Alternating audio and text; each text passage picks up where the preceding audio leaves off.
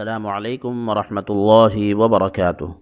میں شمس الہدا English learning series کا 51واں سبق لے کر آپ کی خدمت میں، لیسن نمبر 51۔ آج کے سبق میں ہم آگزیلری اور موڈل وربس کے بارے میں بات کریں گے۔ آگزیلری وربس مطلب معاون افعال اور موڈل وربس مطلب افعال ناقصہ۔ تو آگزیلری وربس کون کون ہیں؟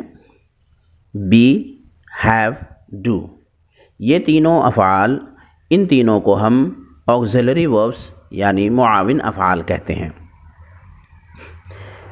ان تینوں کو جب عام فعل کے ساتھ زمانوں کی تشکیل یعنی ٹینس بنانے کے لیے، مجہول جملہ یعنی پیسیو وائس بنانے کے لیے، سوالیہ جملہ یعنی انٹروگیٹو سینٹنس بنانے کے لیے، منفی جملہ یعنی نیگیٹو سینٹنس بنانے کے لیے استعمال کرتے ہیں، تو ان افعال کو ہم معاون فعل کہتے ہیں۔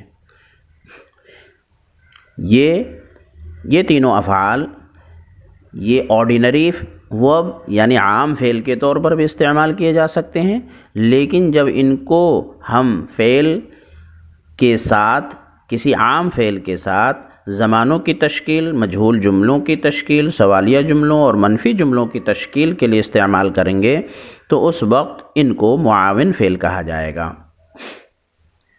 اس کے بعد کین اور اس کا ماضی ہے کوڈ، مے ماضی ہے مائٹ، ول اس کا ماضی ہے وڈ اور شیل اس کا ماضی ہے شوڈ۔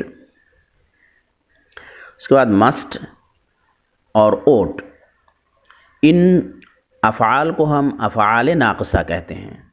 ان کو افعال ناقصہ اس وجہ سے کہا جاتا ہے کیونکہ یہ اکیلے یعنی بذات خود یہ فعل کے طور پر استعمال نہیں کیے جا سکتے، بلکہ ان کو کسی فعل کے ساتھ لا کر کے استعمال کیا جاتا ہے، اس لیے ان کو افعال ناقصہ کہا جاتا ہے۔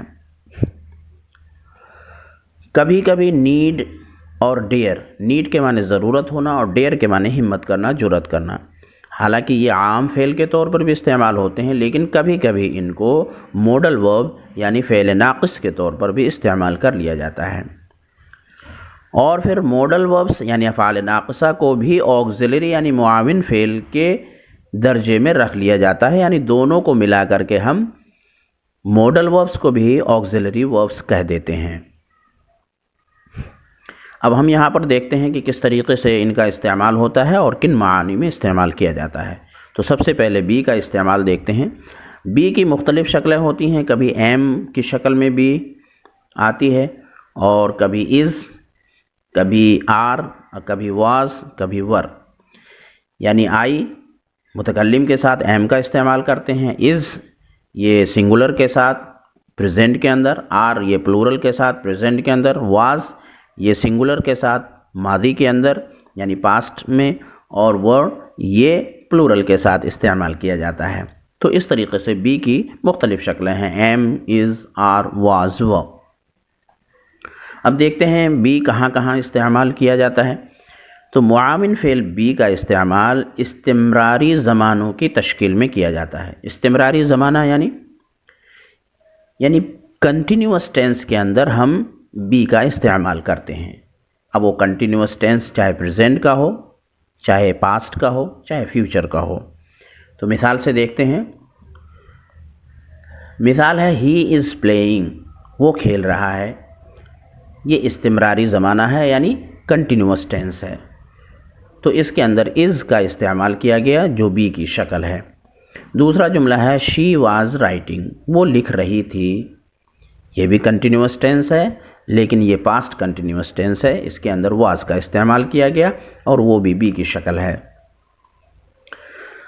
اسی طریقے سے معاون فعل بی کا استعمال مجہول جملوں کی تشکیل میں بھی کیا جاتا ہے، یعنی جب ہم پیسیو وائس بناتے ہیں تو اس وقت ہم بی کو استعمال کرتے ہیں۔ جیسے مثال سے سمجھتے ہیں، جیسے the shop was opened، دکان کھولی گئی، تو یہ جملہ پیسیو وائس کا ہے یعنی مجہول جملہ ہے، اس کے اندر فاعل معلوم نہیں ہے کہ دکان کس نے کھولی۔ اب جب فاعل معلوم نہ ہو تو اس جملے کے اندر اس جملے کو ہم پیسیو وائس کہتے ہیں یا مجہول جملہ کہتے ہیں۔ تو اس جملے کے اندر واز کا استعمال ہوا، واز یہ بی کی شکل ہے، تو معلوم ہوا کہ بی معاون فعل کے طور پر مجہول جملے میں استعمال کیا جاتا ہے۔ اسی طریقے سے اگلا استعمال ہے معاون فعل بی کا استعمال مصدر کے ساتھ منصوبہ، انتظام اور معاہدے کو بیان کرنے کے لیے بھی کیا جاتا ہے، جیسے I am to see him tomorrow۔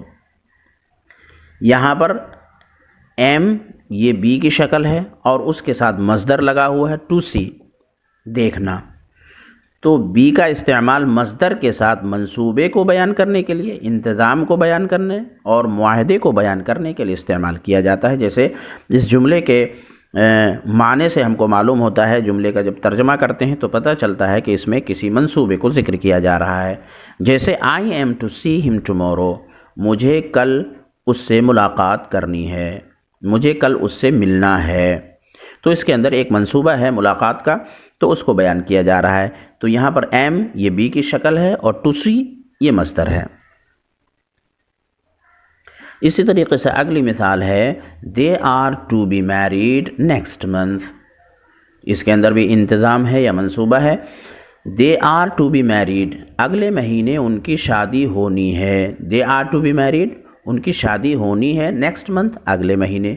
تو یہاں پر بھی are جو ہے یہ بی کی شکل ہے اور مصدر کے ساتھ to be کا استعمال کیا جا رہا ہے۔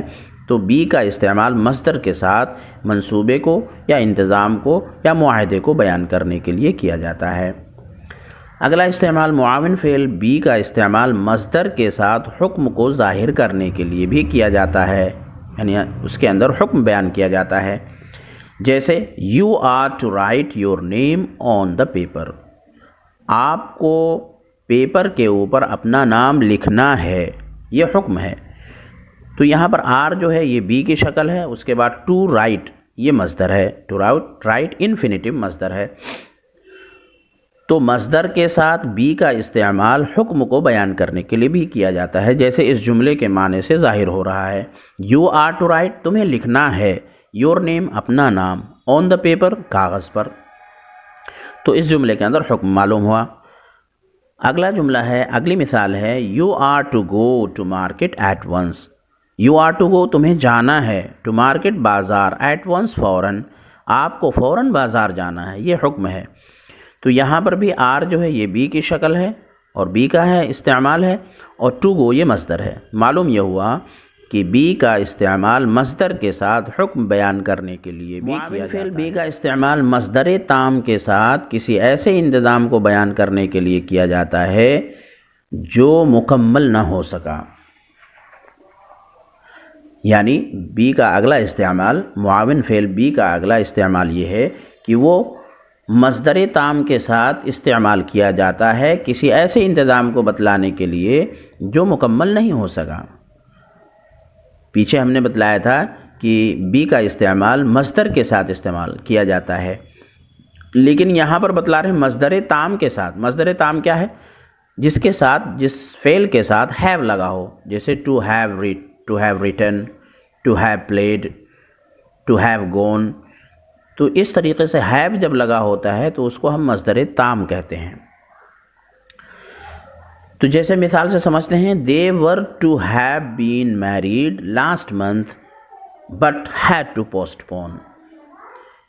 تو اس جملے کے اندر were یہ بی ہے اور مصدر تام to have been، اس کے ساتھ have لگا ہوا ہے اور تھرڈ فارم ہے بی کی been، تو یہ مصدر تام ہے۔ تو مصدر تام کے ساتھ معاون فعل بی کا استعمال کسی ایسے انتظام کو بیان کرنے کے لیے کیا جاتا ہے جو انتظام تو کیا گیا مگر وہ مکمل نہیں ہوا، یعنی اس کے اندر تکمیل نہیں ہو سکی، اس انتظام کی تکمیل نہیں ہوئی۔ اس مثال کے ترجمے سے ہم سمجھتے ہیں، جیسے گزشتہ مہینے ان کی شادی ہو جانی تھی مگر ملتوی کرنی پڑی۔ ترجمہ ہوگا they were to have been married، ان کی شادی ہو جانی تھی، last month گزشتہ مہینے، but had to postpone لیکن ملتوی کرنی پڑی۔ تو معلوم یہ ہوا کہ بی کا استعمال مصدر تام کے ساتھ کسی ایسے انتظام کو بیان کرنے کے لیے کیا جاتا ہے جس کی تکمیل نہ ہو سکی۔ اسی طریقے سے ہم معاون فعل ہیو اور ڈو کے بارے میں انشاءاللہ اگلے اسباق میں ذکر کریں گے۔ آج کے سبق میں بس اتنا ہی۔ السلام علیکم ورحمۃ اللہ وبرکاتہ۔